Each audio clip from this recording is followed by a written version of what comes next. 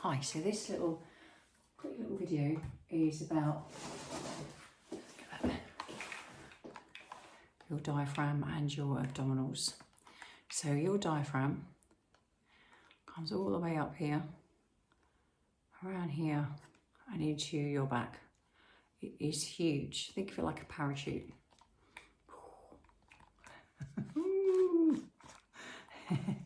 So also around here, from here down to here, is your transverse abdominis, comes all the way around you. It is big, like a huge band. And from here to here, down to the pubic bone, is your rectus abdominis, which helps you bend. He doesn't bend very well. His rectus abdominis is a bit tight, forward and backwards. It was also called the six-pack muscle, because there's lines of fascia, that connective tissue, that break it up into little compartments. So just because you can see your six-pack doesn't mean to say you are fit and strong. Usually means you've got back problems because you're flexed forward, because you've got shoulder and back issues. So anyway, back to the point. Sometimes the diaphragm here can be tight and overworking for the abdominals that aren't working as well. You've also got the obliques coming from here to here, and coming from here to here.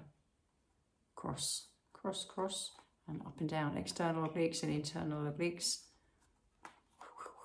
which help you side bend and rotate. Okay, so there's lots going on around here. So if you've ever had anything like a cesarean or hysterectomy, or you've had gallbladder surgery, or you've had anything going on with your pancreas, or anything going, appendix out, if you've had any abdominal surgery, so you've got scars here as well, anything going on in the back, if you ever had a lumbar puncture, if you've ever fallen, you've got a horse, fallen off your horse, and you've winded yourself on the back here, you will have probably breathing issues, as in you're probably breathing because you're still here, but you might be using your upper shoulders here to breathe more than here. Or you might find that your belly breathing more than breathing here into your diaphragm. So a lateral breath, you're probably not doing that. So your diaphragm might be compensating, might be very tight because these aren't working as well. So when you're doing things like core exercises, if you're lifting your chin, you will find that the neck will compensate because it's attached to the muscles here are attached to the spine. Obviously, the neck is part of your spine. So your abdominals here attached, your transverse abdominis attached to your spine. This can compensate for this. Make sense? Yeah? Okay, so let's show you. So let's do the 5 Pilates core exercises without holding your breath. So you're not going here into your diaphragm, but you want to use all of this, and without lifting your chin.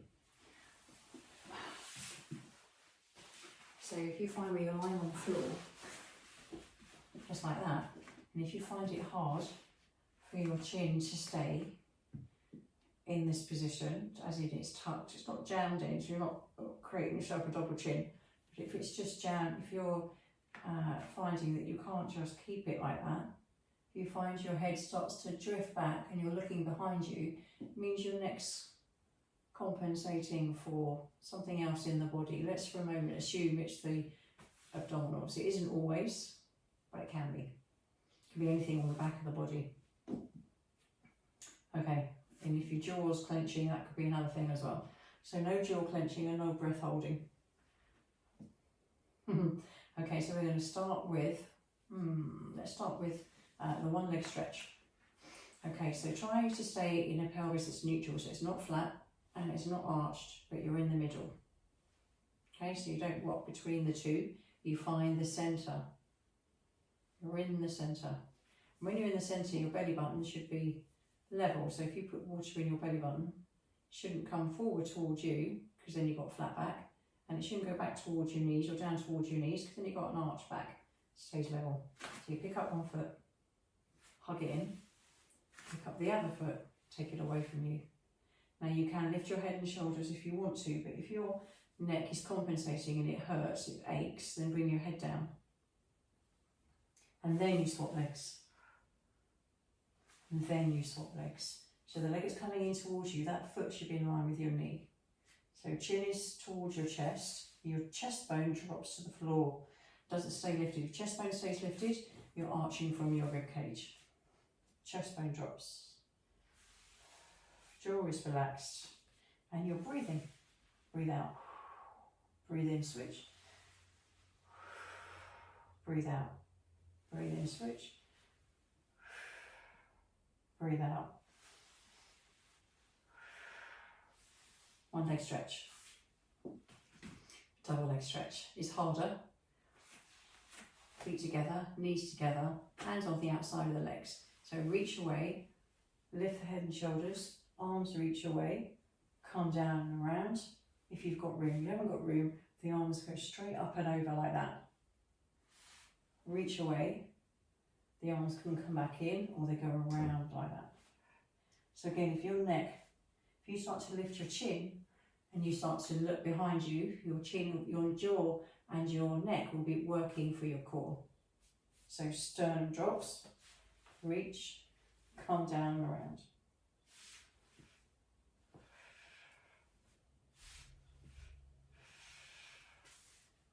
Okay, then go to the crisscross.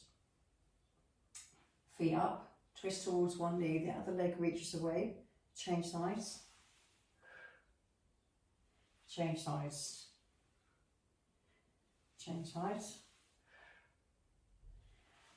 So your rib goes across to your opposite hip, so you're not doing a side bend. Comes across, you rotate and you don't bring the pelvis with you.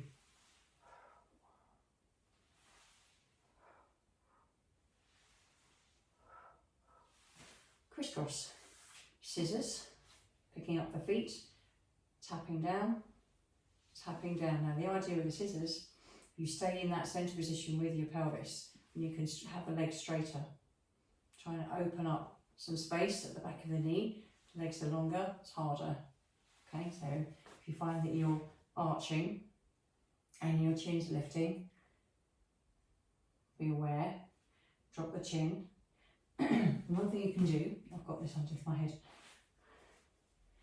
get yourself a small towel, a hand towel, just roll it up, put it underneath your rib cage, so the lower rib cage. Have a feel about for your lower ribs. Put that on your lower ribs, not on your lumbar spine. You don't want it on your lumbar spine, you want it on your rib cage. So when you are in this position and you're working on your legs, it's a whole different ball game. So you keep your chin down, keep the ribs on that towel. Now try and do it with straight legs. So 20% less effort. So you're not tightening up in your shoulders. You can put your hands behind your head. You can lift your head if you want to. That does make it harder again. Chin down, chest bone drops.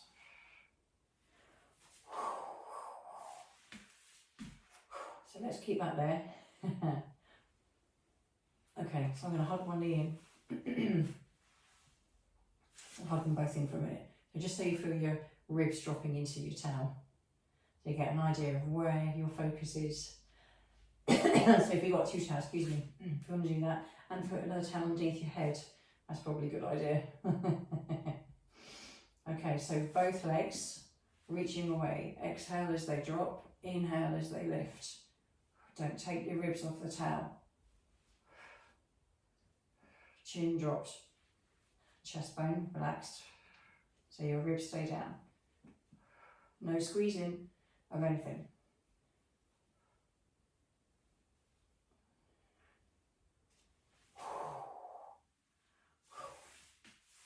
I think that'll do for now. So if you take the towel away, actually let's leave the towel there for a second. So if you've got it there.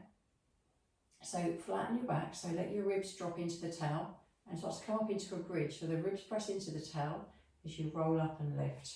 And then when you come back down, the upper ribs go down first, then the lower ribs, you start to feel where you're moving from.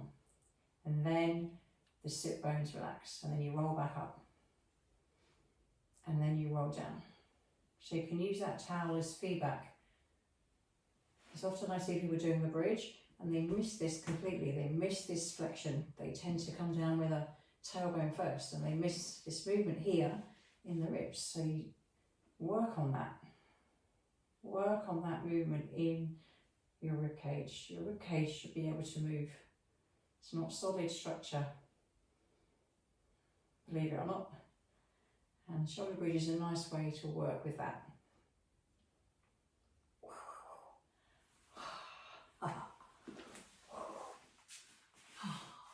So let your towel be your friend. There you go, nice little 10 minutes of working on your core without compensating in your jaw, poet, and your neck.